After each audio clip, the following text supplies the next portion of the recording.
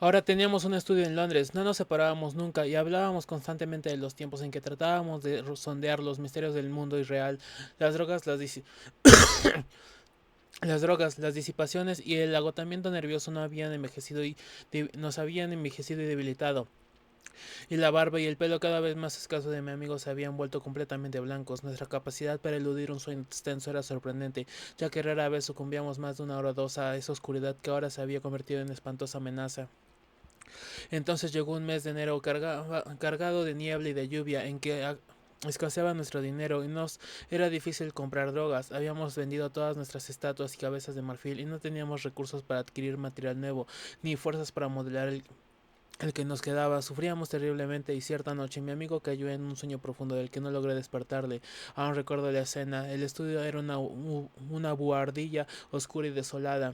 Bajo el alero, hostigado por la lluvia, los golpes acompasados de nuestro reloj de pared, el imaginado latido de nuestros relojes encima del tocador, el vaivén de una contraventana algún lugar remoto de la casa, el rumor lejano de la ciudad amortiguada por la niebla y el espacio, y lo peor de todo, la profunda apaciguada y siniestra respiración de mi amigo tendido en la litera, una respiración rítmica, que parecía medir los movimientos de miedo y de angustia preternaturales de su espíritu, mientras vagaba por las esferas prohibidas, infinitas y espantosamente remotas.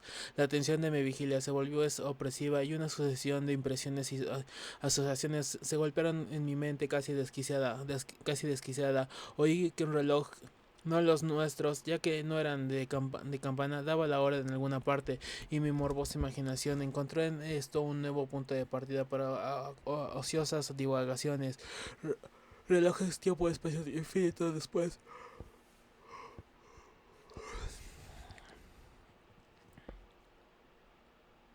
Después mi imaginación volvió a lo local, mientras pensaba que aún ahora, más allá del tejado y la niebla y la lluvia y la atmósfera, la corona borealis se realizaba por el norte, por el nordeste, la corona borealis al que mi amigo parecía temer y cuyo semicírculos de de estrellas titilantes resplandecía sin duda a través de inconmensurables abismos de éter.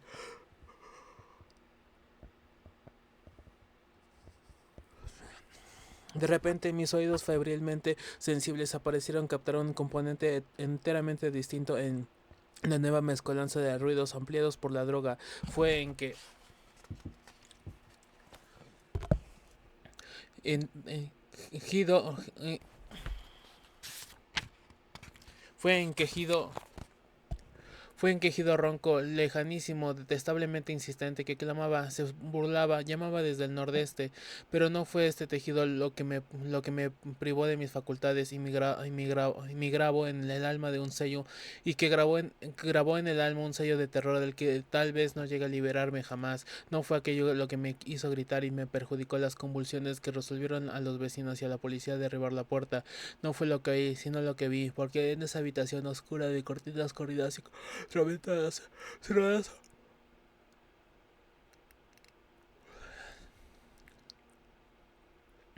cerradas aparecieron desde el oscuro rincón nordeste unas de horrible luz roja y dotada, unas que no difundió resplandor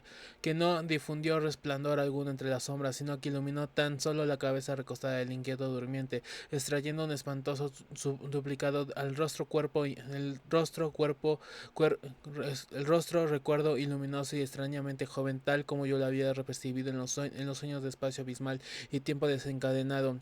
Traspasar mi amigo la barrera, introducirse en las cavernas más secretas, profundas y prohibidas de las pesadillas, y mientras lo observaba le vi levantar la cabeza con sus ojos negros, líquidos, hundidos y llenos de terror, y abría sus labios finos y oscuros como si fuese a expresar un grito desesperado.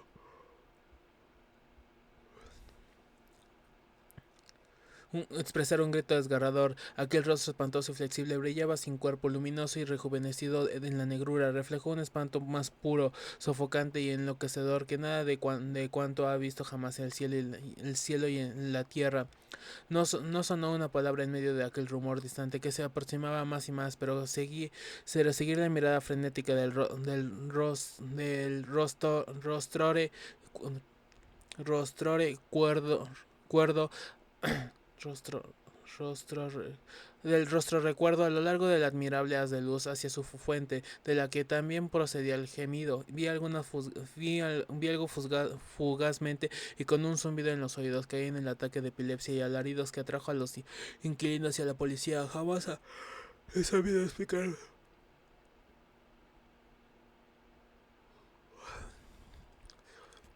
He sabido explicar, por mucho que lo he intentado, qué fue realmente lo que vi, ni ha podido explicarme tampoco aquel rostro inmóvil, porque si bien debió de ver bastantes cosas más que yo, jamás volverá a hablar, pero estaré siempre en guardia contra el ambicioso y burlesco Hipnos, señor del sueño, contra contra el cielo nocturno y contra las locas admisiones del saber y la filosofía. No se sabe exactamente qué sucedió, pues no solo mi mente, desequilibrada por ser honesto, honrado y extraño,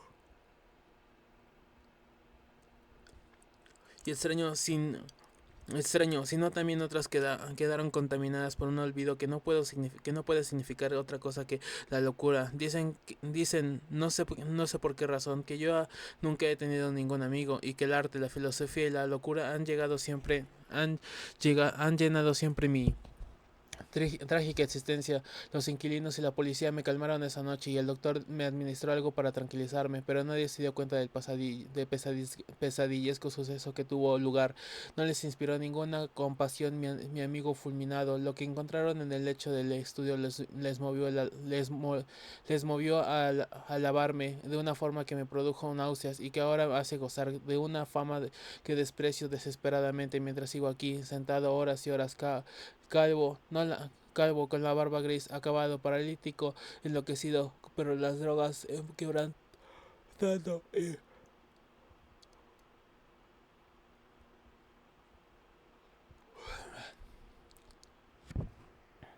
quebran adoración del objeto que descubrieron, pues sostienen que no vendí la última de mis estatuas y que señalan extasiados lo que es resplandeciente haz de luz en frío petrificó e hizo enmudecer. Eso es todo lo que queda de mi amigo, del amigo que me condujo a la locura y la ruina, una cabeza divina de un mármol como solo la vieja Helade pudo causar, y joven, con una juventud que escapa al tiempo y un rostro hermoso y bárbaro, oval, de labios sonrientes frente a olímpica, espesos mechones ondulados y corona de amapolas. Dicen que ese perturbador rostro recuerdo está tallado a imagen del mío propio, tal como era yo a los 25 años. En la base de mármol hay esculpido un sencillo nombre en caracteres áticos, Hipnos.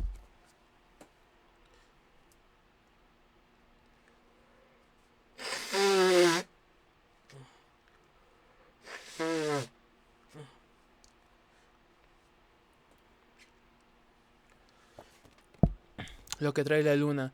Odio a la luna, le tengo miedo, ya que cuando relumbra sobre ciertas escenas familiares y amadas, a veces las convierte en desconocidas y odiosas. Fue durante el espectral verano cuando el brillo de la luna se derramó sobre el viejo jardín por el que yo paseaba. El espectral verano de narcóticas, flores y húmedos mares de follaje que provocan sueños extraños y multicolores, y mientras caminaba junto a la poca profunda corriente de cristal vi ondas inesperadas, rematadas en luz amarilla, como si esas plácidas aguas se vieran arrastradas por intensibles corrientes rumbo a extraños océanos que no corresponden a este mundo, silenciosas y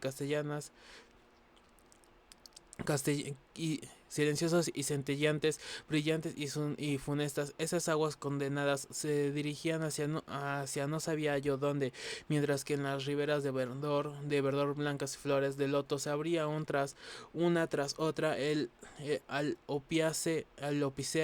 opiáceo viento nocturno y caían sin esperanza la corriente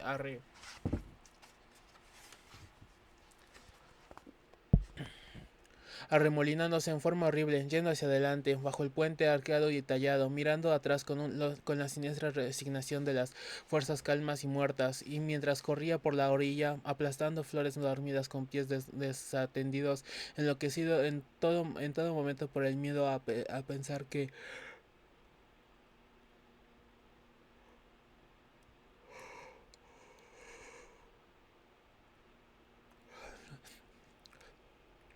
la atracción de las caras muertas. Vi que el jardín a la luz de la luna no tenía fin, ya que allí donde durante el día se encontraban los muros, ahora se extendía tan solo nuevas visiones de árboles y senderos, flores y arbustos, ídolos de piedra y pagadoras. Meandros de corriente iluminada en amarillo, pasando herbosas orillas y bajo grotescos puentes de mármol y los labios de los rostros muertos del muertos del loto murmuraban como con tristeza y me invitaban a continuar, así que no me detuve hasta que la corriente llegó a un río y desembocó entre pantanos de agitadas cañas y playas de resplandeciente arena en la orilla de un inmenso mar sin nombre.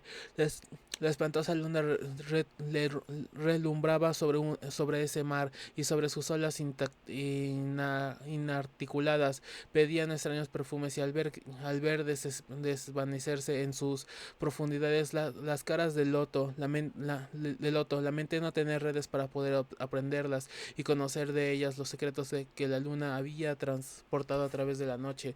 Pero cuando la luna derivó hacia el oeste y la silente marena refluyó de las sombras de la sombría ribera, vi bajo esa luz viejos chapiteles que las otras casi cubrían, casi como de columnas blancas, con festones de algunas verdes, y sabiendo que ese lugar estaba completamente poseído por la muerte, temblé y no me anhelé más a hablar de nuevo con los rostros del loto. Entonces vi de lejos, sobre el mar, a un gran cóndor negro que descendía del cielo para buscar descanso en un gran arrecife, y de buena gana le hubiera comprendido, pero informarme sobre aquellos que habían conocido cuando estaban vivos, se lo hubiera preguntado de no estar tan lejos, pero lo estaba, y mucho, y desapareció enteramente al estar, al estar demasiado cerca de ese arrecife gigante. Así que observé cómo la marea se retiraba bajo esa luna en declive y vi resplandecer los chapiteles, las torres, los tejados y tejados de esa ciudad muerta y goteante. Mientras miraba, mi olfato tuvo que debatirse contra el sobrecogedor olor de los muertos del mundo, ya que en verdad en ese lugar desconocido y olvidado estaba toda la carne de los cementerios, reunida por hinchados gusanos marineros que roen y se atiborran de ella. La maligna luna colgaba ya muy baja sobre esos horrores, pero los gordos gusanos no necesitaban a la luna para poder comer, y mientras observa las ondulaciones que evidenciaban el rebullir gusanos, de gusanos, debajo sentí un nuevo ventado, frío ventido de lejos que me indicó que el cóndor había alcanzado el vuelo, como si mi carne hubiera descubierto el horror antes de que mis ojos pudieran verlo. No se había estremecido mi carne sin motivo, ya que cuando alcé los ojos vi que las aguas se habían retirado hasta muy lejos, mostrando mucho del inmenso arrecife cuyo borde avistaran antes, y cuando vi que ese arrecife no era más que la negra corona basáltica que culminaba en un estremecedor ser monstruoso cuya terrible frente brillaba ahora a la tenue luz de la luna, cuyas viles pezuñas debían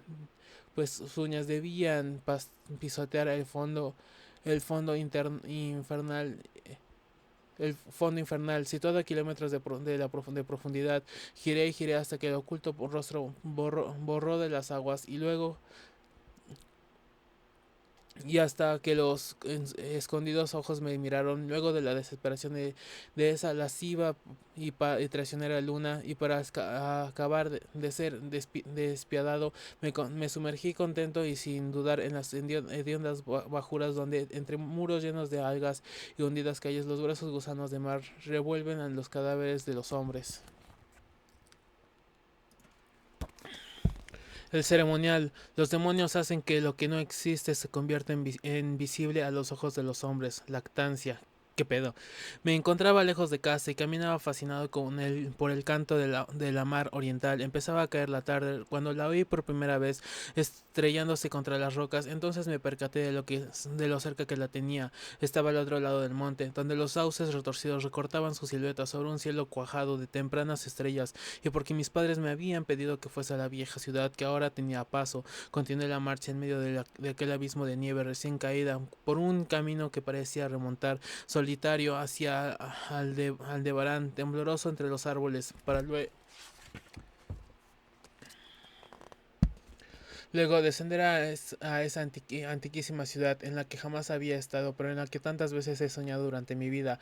Era el día del invierno, ese día que los hombres llaman ahora Navidad, aunque en el fondo sepan que ya se celebraba cuando aún no existían ni Belén, ni Babilonia, ni Memphis, ni aún la propia humanidad. Era pues el día del invierno y por fin llegaba yo al antiguo pueblo marinero donde había vivido mi raza, conservadora del ceremonial de tiempos pasados, aún en épocas en que estaba prohibido.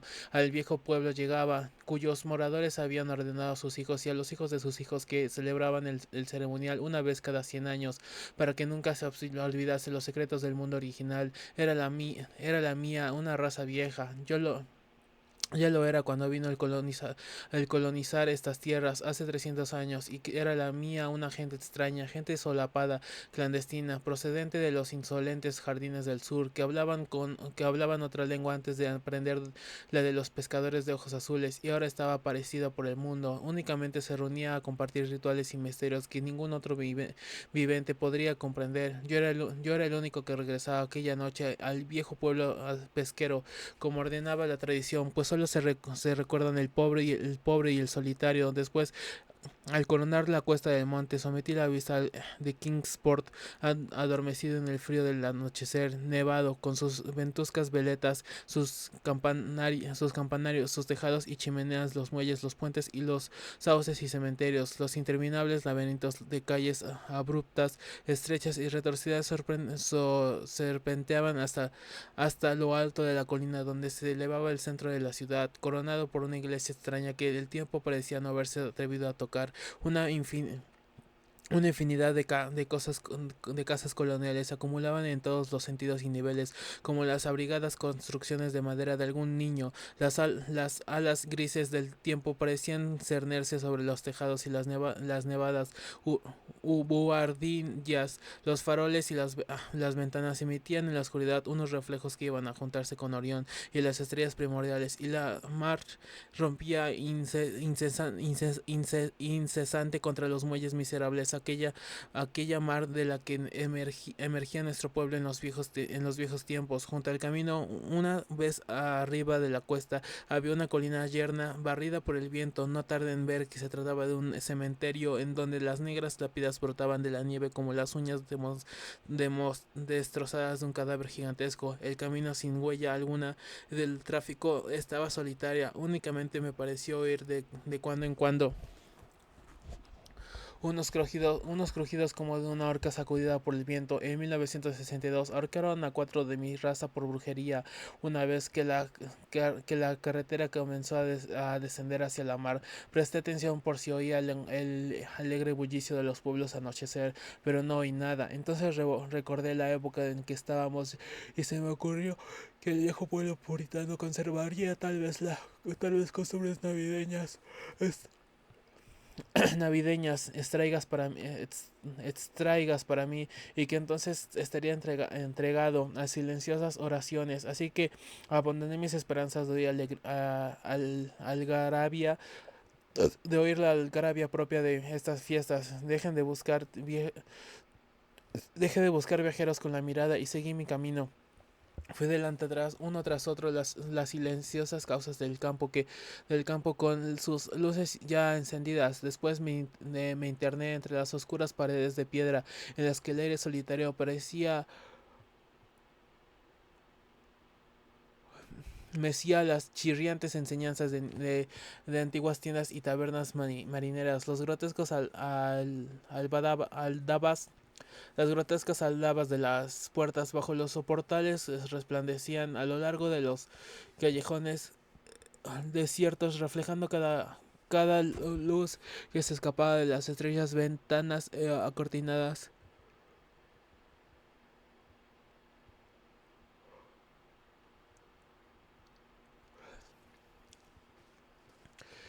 Traía conmigo el plano de la ciudad y sabía dónde se encontraba la casa de los míos. Se me había dicho que sería reconocido y que me darían acogida, porque la tradición del pueblo posee una vida muy larga, de manera que aceleré el paso y entré a Back Street hasta llegar a Circle Court.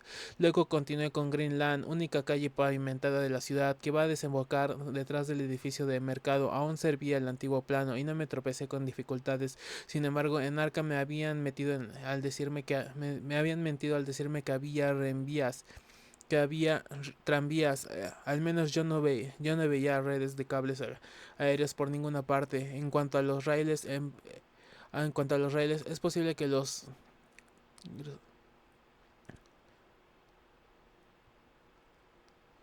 no veía redes de cables aéreos por ninguna parte. En cuanto a los raíles, es posible que las ocultara la nieve.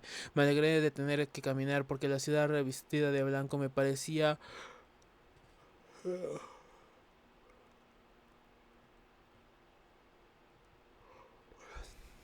prestado de blanco. Me había parecido muy hermosa desde el momento. Que otra parte estaba ansioso por llamar a la puerta de la puerta de los míos, por llegar a esa séptima casa de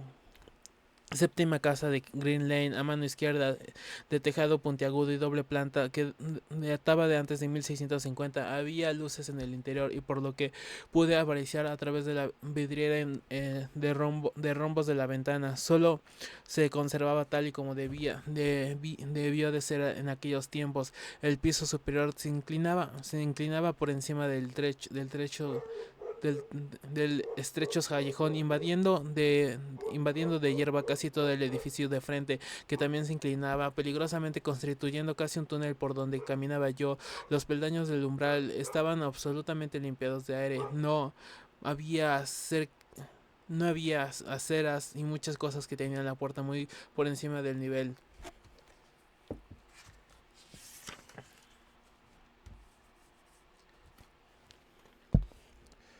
de la calle, llegándose hasta ella por un tramo de escaleras con barandilla de hierro. Era un escenario verdaderamente singular. ¿Acaso me parecía tan extraño por ser yo extranjero?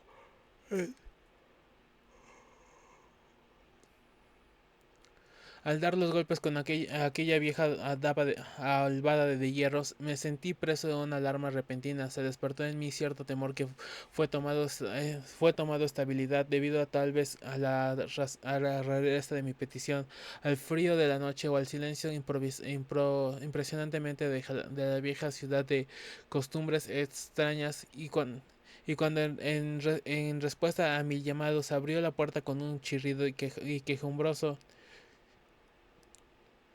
interior, pero el resultado pasó enseguida. El anciano que me atendió, vestido con un traje de calle y en zapatillas, tenía un rostro simpático, pero me ayudó a recordar a recobrar la seguridad. Pero el susto pasó enseguida. El anciano que me atendió, vestido con traje de calle y en zapatillas, tenía un rostro simpático que me ayudó a recuperar mi seguridad. Y aunque me dio a entender por señas que era mudo, escribió con su punzón en una tablilla de cera que traía un curioso y antigua frase de bienvenida. Me mostró con un gesto una sala baja, iluminando por velas.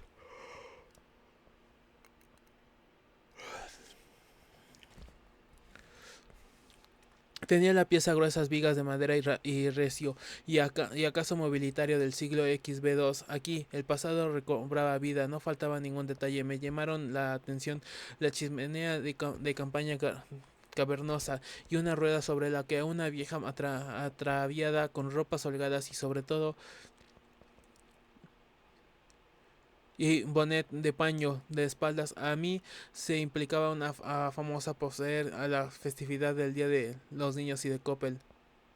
reino una humedad y no tuviera fuego encendido. Había un barco de alto respaldor ubicado en la cara de la fila de ventanas encortinadas de la izquierda y me pareció que había alguien sentado en él, aunque no estaba seguro. No me gustaba nada de lo que veía allí y nuevamente sentí temor, y mi temor fue en aumento porque cuando más miraba el rostro suave de aquel anciano, más más aislado parecía al de la cerca, del de la acera. Por último, llegué a la planea convicción de que aquello era un rostro, sino una máscara confeccionada con diabólica habilidad. Entonces sus flojas manos, curiosamente aguantadas, escribieron con pasmosa soltura a la tablilla, comunicándome de que yo era una esperanza para escribir. Yo debía esperar un rato antes de ser conducido al sitio donde se celebraba el ceremonial. Me señaló una silla, una mesa, un montón de libros y salió de la escena, de la escena, de la estancia. Al escuchar como de los libros vi que se trataba de volúmenes muy antiguos y morbosos. Entre ellos estaban el viejo tratado sobre las maravillas de la naturaleza, Monstery, el terrible saducismo, Triumpatus de Joseph Grawil, ubicados en 1681, la espantosa Daemonota Treita de Remigus, expresa en 1595, el León, el peor libro entre el peor. Nadie me dirigió la palabra, lo único que alteraba el silencio eran los aullidos del viento en el exterior y el gritar de la rueda mientras se veía seguir con su silenciosa abrir a hilar tanto la estancia como aquella gente y aquellos libros me daban una extraña impresión de morbosidad e inquietud, pero puesto que se trataba de una antigua tradición de mis compañeros, de mis antepasados, en virtud de la cual me había convertido en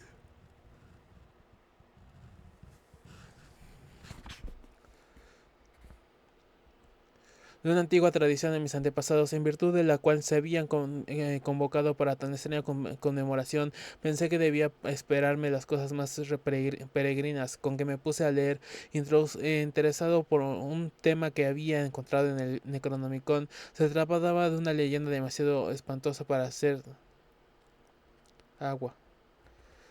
Espandor parecía como si la hubiesen abierto furtivamente. A continuación se oyó un rumor que no provenía de de la rueca, sin embargo no pude distinguirlo bien porque la vieja trabajaba afanosamente y justo en aquel momento el vetusto reloj se puso a tocar. Después la idea de que había personas en el banco se fue de la cabeza y me sumí a la lectura hasta que ingresó el anciano con botas esta vez, como otra vez, vestido con hologramas ropales, con holgados ropajes antiguos y se sentó en aquel mismo lugar de forma que no le pude ver ya. Era enervante aquella espesa. El libro impío que tenía en mis manos me desazonaba aún más aún. Al dar las 11, el viejo se levantó, se extrajo una ametralladora se puso una de ellas y con la otra envolvió envolvió a la vieja debajo del hilar. En ese momento luego ambos se dirigieron hacia mismísimos centros de con- salimos a la tenebrosa y enmañarada red de callejuelas de aquella ciudad increíblemente antigua. A partir de ese momento las luces se fueron apagando con una tras las corrientes de las ventanas y sitio completo de muchedumbre de algunas encapuchadas que